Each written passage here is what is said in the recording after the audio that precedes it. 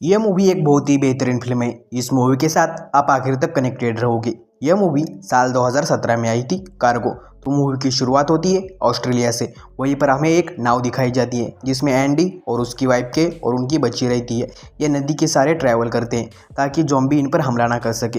तभी एंडी को दो बच्चे खेलते हुए दिखाई देते हैं। एंडी उन्हें देखकर उनकी तरफ हाथ घुमाता है और उनके फादर आकर एंडी को गन दिखाते हैं। इसका मतलब हमसे दूर रहो। सीन चेंज होता है और एंडी की वाइफ उससे कहती है कि हमारे पास खाना बहुत ही ज़्यादा कम है, हमारे पास सिर्फ 2 दिनों का ही खाना है, हमें जल्दी ही खाने का इंतज़ाम करना होगा। अपनी वाइफ को यकीन दिलाता है कि सब कुछ ठीक हो जाएगा। तभी एंडी को एक बोट दिखाई देती है। वो खाना मिलने की उम्मीद में वहाँ चला जाता है। वहाँ उसे बहुत सारा खाना मिलता है और उसे एक वाइन की बोतल भी मिलती है। तभी वहाँ पर उसे कुछ आवाज़ सुनाई देती है, इसलिए वो वहाँ से निकल जाता है। एंडी उसकी वाइफ को बताता है कि वो उस बोट पर गया था और वहाँ पर उसे बहुत सारा खाना मिला है और एक वाइन की बोतल भी मिली है। अब हमें 3 महीने तक खाने की कोई चिंता नहीं करनी होगी। उसकी वाइफ बहुत ही ज़्यादा खुश होती है और वो खाने का सामान चेक करने लगती है। तभी उसे एक वाइन की बोतल मिलती है और उस पर लिखा था हैप्पी एनिवर्सरी। ये देखकर वो बहुत ही ज़्यादा नाराज़ हो जाती है क्योंकि उसके पास एंडी को देने के लिए कोई गिफ्ट नहीं था। तभी वो उस बोट पर जाती है और वहाँ पर उसे एक रेज़र मिलता है और वो सोचती है कि यही गिफ्ट देगी क्योंकि एंडी की दाढ़ी भी अब बहुत ही ज़्यादा बढ़ गई थी। तभी उसे कुछ आवाज़ सुनाई देती है। वो बोट से बाहर निकल पाती है। तभी ज़ॉम्बी उस पर अटैक करता है और यह एंडी अपनी बेटी के साथ सो रहा होता है और वो देखता है कि उसकी बोट पे खून है। वो बाथरूम तक पहुँच जाता है और बाथरूम में उसकी वाइफ बैठी होती है और उसे ज़ॉम्बी ने काटा होता है। ये देखकर यह चौंक जाता है और डर जाता है। वो अपनी वाइफ का हौसला बढ़ाने लगता है। उसकी वाइफ इन दोनों को छोड़कर जाना चाहती है ताकि इन पर कोई आँच ना आ सके, लेकिन एंडी नहीं मानता और कहता है कि मैं तुम्हें हॉस्पिटल तक पहुंचा दूंगा। उसकी वाइफ मान जाती है और एंडी ज़मीन पर आ जाता है और उन्हें वहां पर एक कार मिलती है और वो कार में बैठकर निकल जाते हैं। और अचानक रास्ते में के की तबीयत खराब हो जाती है। उसे कुछ समझ नहीं आ रहा होता। वो एडी को कहती है कि तुम मुझे यहाँ छोड़कर चले जाओ और हमारी बच्ची रोजी का ख्याल रखना। वो सोच रही होती कि वो हॉस्पिटल तक नहीं जा पाएगी और रास्ते में ही ज़ॉम्बी बन जाएगी और इस वजह से वो अपने परिवार से दूर रहना चाहती है। लेकिन एडी उसे मनाता है और उसे फिर से समझाकर कार में बैठा देता है क्योंकि वो हार मानने वालों में से नहीं था। और अचानक से इनके कार के सामने एक ज़ॉम्बी आ जाता है और गाड़ी आउट ऑफ कंट्रोल होकर एक पेड़ में जाकर टकरा जाती है और इन सब में के शरीर में एक लकड़ी घुस जाती है। लेकिन अभी वो मरी नहीं होती, वो जिंदा होती है। इधर एडी के सर पर चोट लगी होती है और वो बेहोश हो जाता है। और जब एडी को होश आता है तो वो देखता है कि उसकी वाइफ पूरी तरह से ज़ॉम्बी बन चुकी है और उसकी बेटी रोजी पूरी तरह से ठीक है। और उसकी वाइफ ने जाते हुए अपने खून से लिखा था सेव हर। जब एडी रोजी को लेकर बाहर जाने की कोशिश करता है तभी उसकी वाइफ उसे काट लेती है, लेकिन फिर भी एडी रोजी को लेकर बाहर आ जाता है। और अभी इस हादसे से वो टूट गया है। उसे क्या कुछ समझ नहीं आ रहा है। उसकी वाइफ ज़ॉम्बी बन चुकी है और वो बहुत ही जल्द ज़ॉम्बी बन जाएगा और उसके बाद उसकी बेटी का क्या होगा उसे समझ नहीं आ रहा था। वो 48 घंटे का टाइमर लगाता है, बेटी को लेकर वहाँ से पैदल निकल जाता है। लेकिन गर्मी के कारण रोजी रोने लगती है और उसे रोने की आवाज़ से ज़ॉम्बी आ सकते हैं। तो एडी उसकी वाइफ का परफ्यूम हवा में छिड़कने लगता है ताकि रोजी को लगे कि उसकी माँ उसके पास है। और तभी उन्हें वहाँ पर एक ज़ॉम्बी दिखता है। वही ज़ॉम्बी है जिसकी वजह से एक्सीडेंट हुआ था। एडी एक लकड़ी उठाकर उसे मारने लगता है। तभी उसकी बेटी थॉमी आती है। वो आदिवासी होती है। वो एडी को कहती है कि मेरे पिताजी को मत मारो और उसके पिता के मुंह पर एक लकड़ी भी बांधी होती है उसने ताकि वो किसी को काट ना सके। और वो अपने हाथ पर एक कट लगाती है और उसका खून एक पेड़ पर लगाती है और उसके पिता उस खून को चाटने लगते हैं और उसके पीछे चले जाते हैं।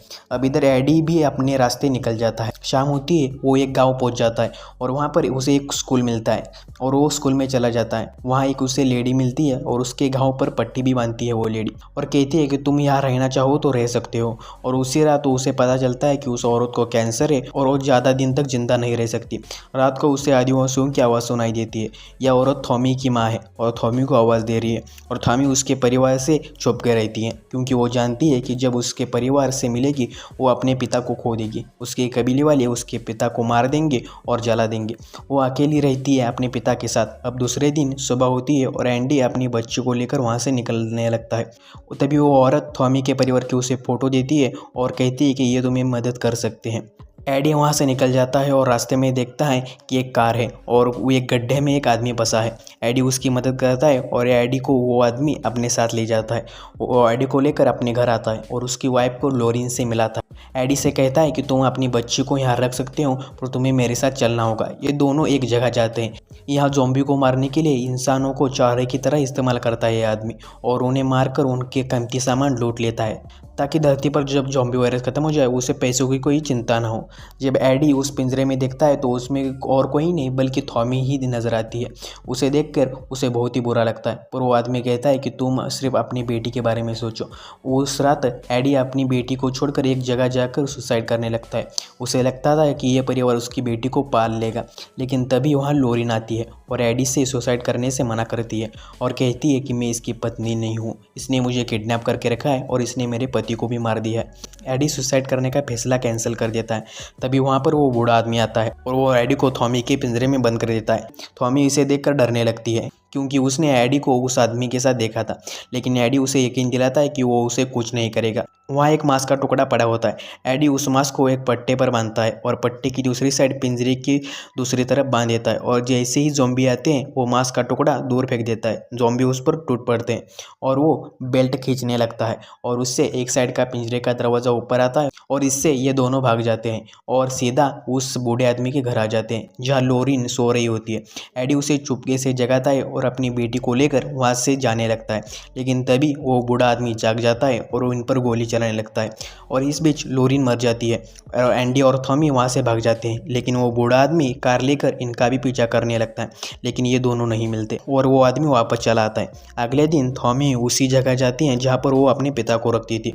वहाँ पर उसके पिता के कपड़े दिखते हैं और वो समझ जाती है कि उसके पिता नहीं रहे। उसके कबीले वाले की परंपरा थी कि मरने के बाद उसके कबीले वाले मरने वाले की बॉडी पेड़ की लकड़ियों में लटका देते थे। एडी उसे समझाता है कि सब कुछ ठीक हो जाएगा, लेकिन वो समझ नहीं पाती।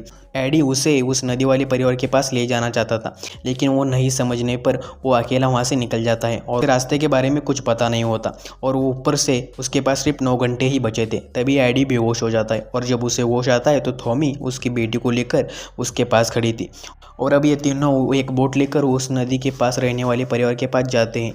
वहाँ जाकर ये देखते हैं कि उनके घर में कोई नहीं है और एडी जब थोड़ा आगे जाता है तो वो आदमी जिसने एडी को गन दिखाई थी वो एक गड्ढा खोद रहा होता है क्योंकि वो अब इन्फेक्टेड है।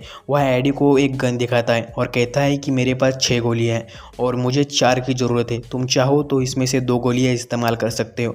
वो आदमी मरना चाहता है क्योंकि वो नहीं चाहता कि उसका परिवार ज़ॉम्बी बन के इधर उधर घूमे।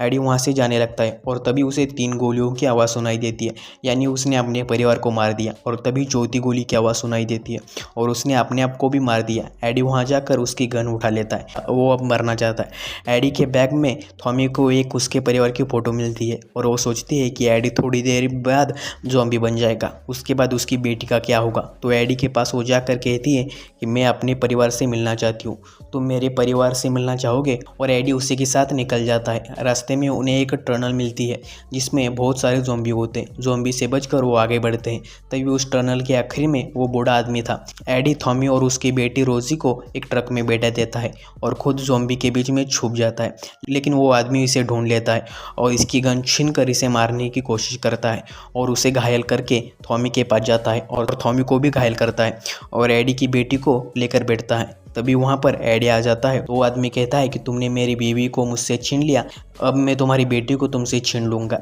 एडी कहता है कि वो तुम्हारी बीवी भी नहीं थी और इस बात से उस आदमी को पछतावा होता है और एडी को उसकी बेटी दे देता है। अब एडी थॉमी और उसकी बेटी रोजी को लेकर वहाँ से निकल जाता है। थॉमी बहुत ही ज़्यादा घायल होती है, उसे चलने में मुश्किल हो रही थी। एडी कहता है कि बगैर तुम्हारे मैं तुम्हारे कबीले तक नहीं पहुंच सकता, मुझे तुम्हारी ज़रूरत है। थॉमी की हिम्मत बढ़ जाती है और आगे चलने लगती है और वो आगे चले जाते हैं। एडी को फिर से दौरा पड़ता है। वो कैसे तो अपने आप को संभालता है और वहाँ से एक मांस का टुकड़ा लेकर निकल जाता है, लेकिन अब 48 घंटे खत्म हो चुके हैं। एडी अब कभी भी ज़ॉम्बी बन सकता है। वो थॉमी से कहता है कि मेरे बाद मेरी बेटी का ख्याल रखना और अपनी बेटी रोजी को आखिरी बार चूम लेता है और अपनी बेटी को अलविदा कहता है। धीरे धीरे ज़ॉम्बी बन रहा था। वो अपने हाथ को भी बांध लेता है, अपने मुंह में एक डिवाइस लगाता है ताकि इन्हें काट न सके। और एडी उसकी बेटी रोजी और थॉमी को अपने कंधे पर बैठा था और खुद को आगे चलाने के लिए उसने उस मांस के टुकड़े को एक लकड़ी पर बांधा था और थॉमी को उसके आगे रखने के लिए कहा था और उसकी खुशबू से वो आगे बढ़ रहा था।